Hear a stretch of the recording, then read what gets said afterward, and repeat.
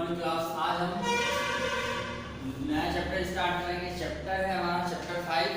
Chapter का नाम है गति के नियम, लॉ ऑफ मोशन। ठीक, गति के नियम तो गति की समीकरण हमने पिछले चैप्टर में पढ़ ली है, चैप्टर 3 में भी पढ़ी थी और 4 में भी पढ़ी थी। गति की समीकरणों की हमने क्या करे थे, सत्यता की जांच भी कर ली, उनकी स्थापना भी पढ़ ली। ठीक है, लेकिन दी किसने थी वो अब हम पढ़ेंगे।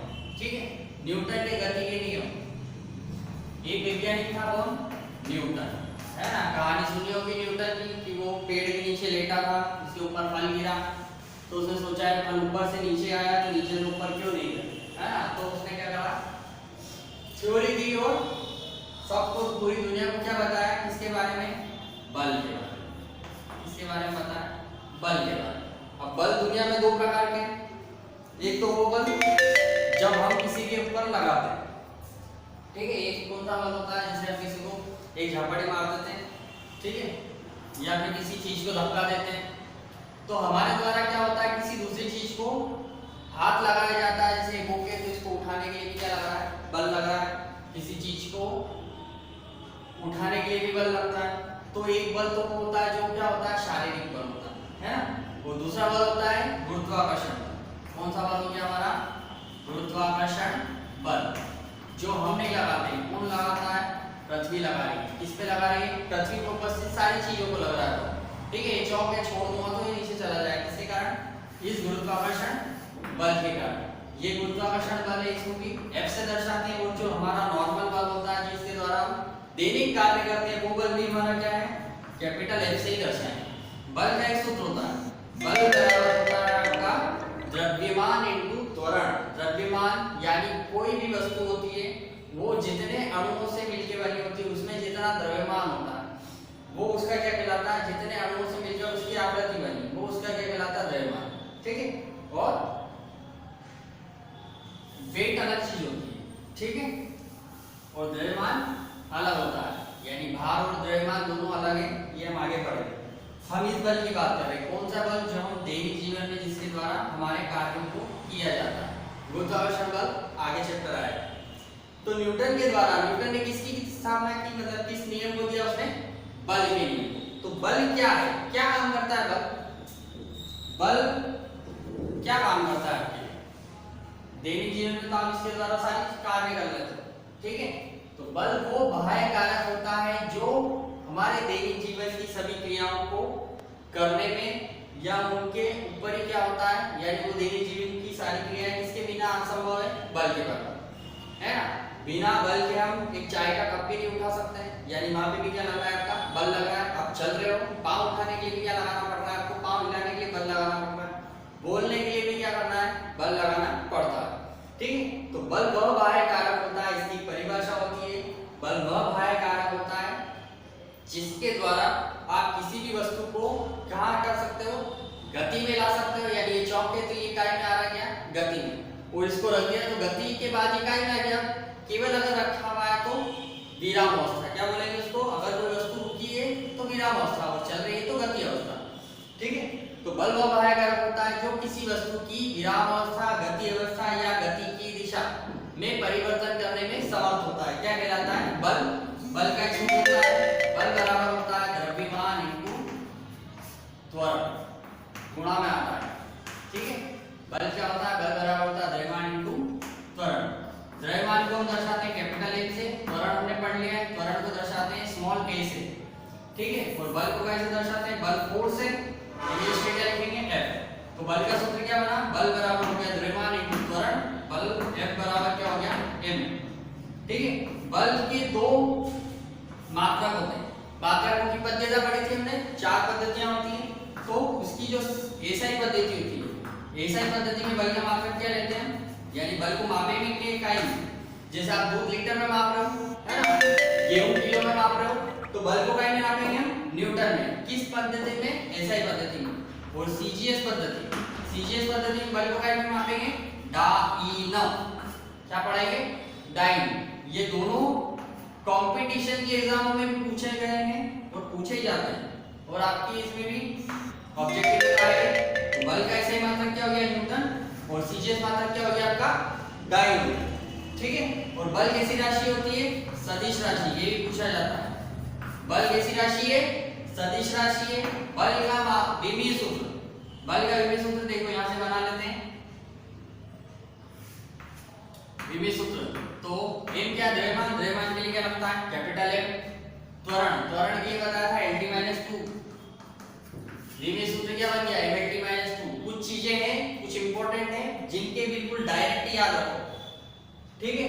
बल का MLT-2, त्वरण का LT-2, वेग का LT-1, ठीक है। संवेग का MLT-1।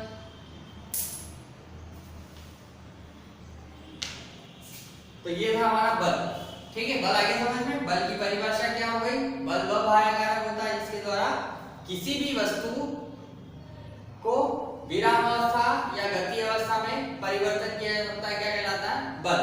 बल का सूत्र क्या हो गया? द्रव्यमान इंटू त्वरण हो गया। बल F बराबर क्या हो गया? ma हो गया।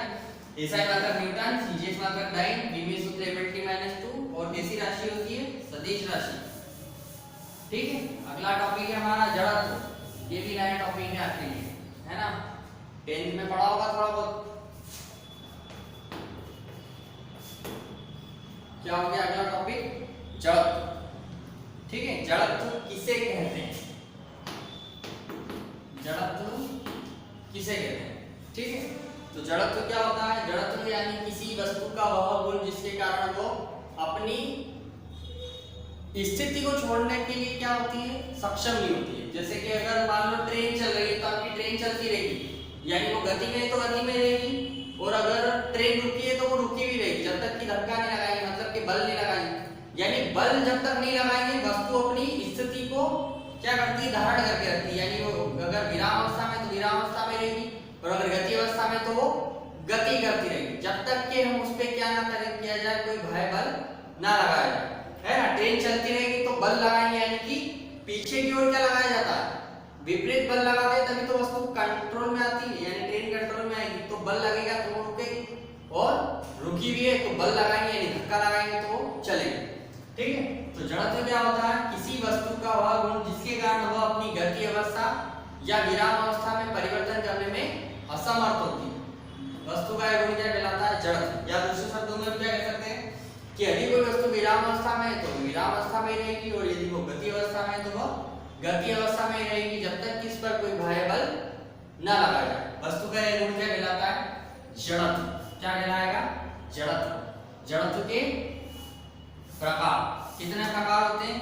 3। एक होता है गति का जड़त्व, एक होता है विराम का जड़त्व, एक होता है दिशा का जड़त्व, ठीक है। अगला क्वेश्चन बनता है गति जड़त्व के प्रकार को समझाइए, या जड़त्व के एक प्रकार को उदाहरण से समझाइए। इनके एग्जांपल्स भी हैं, ठीक है। तो केवल इसका जो एग्जांपल होता है वही क्वेश्चन बन के एग्जाम में आता है, ठीक है। 2 नंबर या 3 मार्क्स का क्वेश्चन बनता है। गति का जड़त्व, तो गति की परिभाषा बोलते हैं गति का जड़त्व, या तो गति की बात करना है केवल, यानी कि अगर कोई वस्तु गति अवस्था में है तो वो गति अवस्था में रहेगी जब तक कि इस पर कोई बाह्य बल न लगाए। वस्तु के इस गुण को क्या कहते हैं? गति का जड़त्व कहते हैं। यदि कोई वस्तु विराम अवस्था में है तो विराम अवस्था में रहती है जब तक कि इस पर कोई बाह्य बल न लगाया जाए, इसे हम विराम का जड़त्व कहते हैं। और थर्ड है दिशा का जड़त्व। तो यदि कोई वस्तु किसी दिशा में गतिशील है तो उसी दिशा में गतिशील रहेगी जब तक कि उस पर बाह्य बल न लगाया जाए।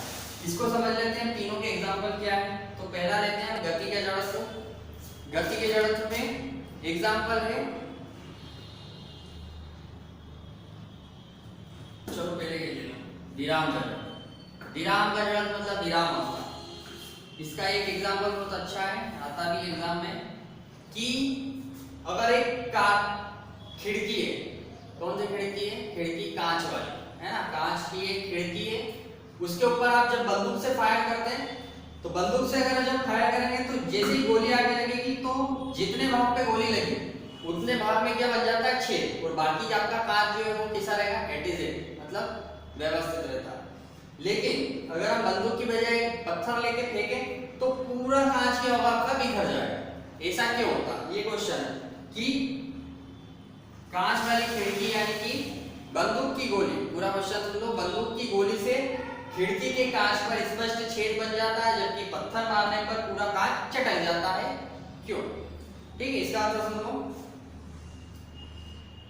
जब बंदूक से गोली छोड़ी जाती है तो बंदूक की गोली जब हम फायर करते हैं तो उसकी जो स्पीड है वो जैसे इतनी ज्यादा होती है कि वो जैसे ही आके कांच पे टकराती है तो वो जो कांच के जितने भाग पे लगी, मान लो ये जैसे मैं थोड़ा बड़ा बना देता हूं, ये इतनी बड़ी गोली है, जैसे ही आके लगी तो ये जो अंदर का भाग है कांच का, ये भाग क्या होता है, गति के जड़त्व के कारण गति अवस्था में आके अंदर का भाग, और जो एक्स्ट्रा कांच है आपका वो विराम के जड़त्व के कारण विराम अवस्था में ही बना रहता है, और ये भाग क्या हो जाता है, गतिशील। तो ये ऐसा ढक्कन जैसा कांच क्या होता है, बाहर की ओर खसक जाता है और बाकी का आपका कांच चटकता नहीं, ठीक है। लेकिन जब हम पत्थर फेंकते हैं तो पत्थर जैसे ही आके टकराता तो वो बाकी के हिस्से को भी क्या बना देता है, गतिशील, तो पूरा कांच क्या हो जाता है, जगह जगह से चटक जाता है, ठीक है। इसको व्यवस्थित पढ़ देता हूं मैं, तो आपको इसको समझ में आ जाएगा, है ना, पूरा मैटर क्या है, पूरा आगे समझ में। देखो, गोली का वेग जितना अधिक होगा, यह कांच के जितने भाग पर लगता है उतना भाग गति के जड़त्व के कारण क्या होता है, गति अवस्था में आ जाता है, और बाकी का जो शेष भाग होता है वो विराम के जड़त्व के कारण विराम अवस्था में बना रहता है। यही कारण है जिसके कारण गोली के आकार का स्पष्ट छेद बन जाता है, जबकि पत्थर का मारने पर पत्थर का वेग क्या होता है, कम होता है, और वो पूरे कांच के भाग को क्या बना देता है, गतिशील बना देता है, और इस कारण पूरा कांच क्या होता है, चटक जाता है, ठीक है। अगला है गति का जड़त्व।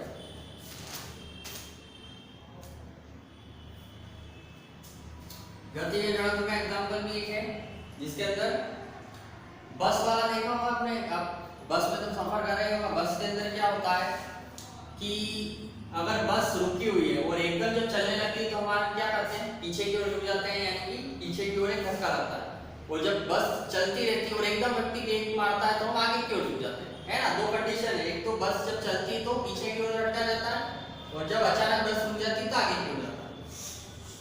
तो इसमें क्या होता है कि जब बस अचानक चलते चलते रुक जाती है, तो जब बस चलती रहती है उस कंडीशन में हमारे शरीर दो पार्ट में होता है, एक तो शरीर का निचला भाग और एक शरीर का ऊपरी भाग। तो विराम के जड़त्व के कारण जब बस चल रही है, गति में है, तो विराम के जड़त्व के कारण हमारे शरीर का निचला भाग क्या रहता है, विराम अवस्था में, यानी रुका हुआ है।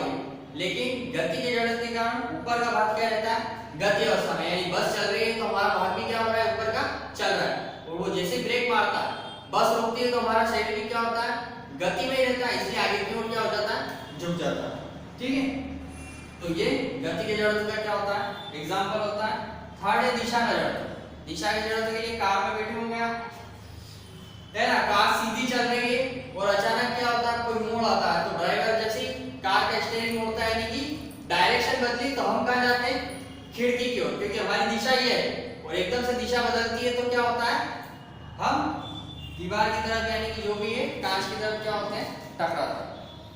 ये दिशा के जड़त्व का एग्जांपल है, ठीक है। तो क्या पढ़ लिया हमने आज, बल पढ़ लिया, जड़त्व पढ़ लिया, जड़त्व के प्रकार पढ़ लिए, और जड़त्व के एग्जांपल, ठीक है। अगला एक टॉपिक और है छोटा सा, फिर कल एक डेरिवेशन करेंगे थोड़ा बड़ा। न्यूटन की गति का प्रथम नियम। न्यूटन के गति का प्रथम नियम, या इसका एक और नाम होता है, क्या कहा जाता है, जड़त्व का नियम। न्यूटन की गति के प्रथम नियम, या इसका एक और नाम क्या होता है, जड़त्व का नियम। न्यूटन की गति का प्रथम नियम। न्यूटन की गति के प्रथम नियम अनुसार यदि कोई वस्तु विराम अवस्था में है तो वो विराम अवस्था में रहेगी, और अगर वह गति अवस्था में है तो गति अवस्था में ही रहेगी, जब तक कि इस पर कोई बाह्य बल न लगाया जाए। इस प्रकार न्यूटन की गति का प्रथम नियम जड़त्व के आधे भाग, यानी कि आधा भाग जड़त्व के नियम को दर्शाता है, यानी कि जड़त्व गति के जड़त्व को दर्शाता है, और बाकी का आधा भाग विराम के जड़त्व को दर्शाता है। इस प्रकार न्यूटन की गति का प्रथम नियम जड़त्व के नियम का क्या है, संयुक्त रूप है, इसलिए न्यूटन की गति के प्रथम नियम को जड़त्व का नियम भी क्या कहा जाता है, ठीक है। इसकी पीडीएफ आपको पहुंचा दी जाएगी।